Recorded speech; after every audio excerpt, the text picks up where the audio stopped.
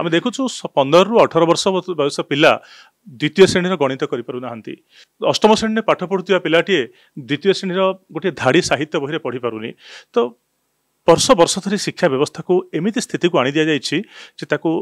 सुधारिबा गोटे बहुत बड़ चैलेंज वास्तव जदि ट्रांसफॉर्मेशन होता बा रूपांतरण होता ताहले आज गोटे इतिहास होता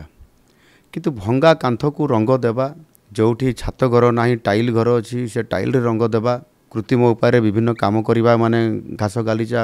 आणिक आम लॉन करवा ये जो काम करागला वास्तविक ताहा आज विकास हो पारा ना 5T ना जिते जो भाव में ये लुट होती ये तो आगामी दिन में आम सरकार छाड़ब ना किंतु एथिरे आश्चर्य हेबे मो केन्दुझर जिले में पाखापाखि 450 खंड स्कूल रूपांतरण होती एवं से आपन गोटे गोटे स्कूल को आपंकर 2.5 कोटी टका खर्च कराई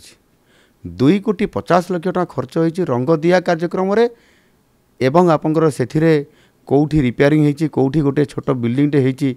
सेतिकी पैसा शेष हो गला केमती है यानी ताऊपर इनक्वारी निश्चित भाव में हो 62,000 शिक्षक आज भी दिन में वैकेंसी अच्छा केवल हाईस्कूल पर्यंत एवं सेमानंकर वैकेंसी को पूरण करिबारे ये सरकार फेल मारी कहीं ना बजेट रे सरप्लस करने जदि 62,000 शिक्षक नियुक्ति देले केते दरमा हेबो 2.5 लाख खाली पदवी पड़ी जदि आम नियुक्ति करके दरमा और आनुषंगिक सब व्यवस्था करिया ताले केते खर्च हो ये कथा को सरकार लुचई थिले किंतु मु जानी एवं सरकार को हमला करी एवं से आज तार वास्तवता देवाई आमको पड़ो धीरे धीरे आम सरकार जो नियुक्ति कथा कहते से शिक्षक नियुक्ति ठार आरंभ कर प्रत्येक विभाग नियुक्ति हो जिते 2000 मसीह प्रथम थर विधायक हेले विधानसभा को प्रथम थर आसिले से द्रौपदी मुर्मू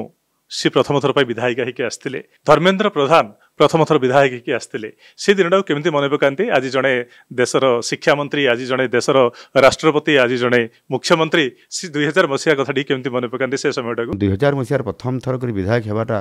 गोटे एते बड़ सौभाग्य से आज इतिहास रचिला जे जोठिकी द्रौपदी मैडम आज महामहिम राष्ट्रपति एवं धर्मेन्द्र प्रधान आज केन्द्रर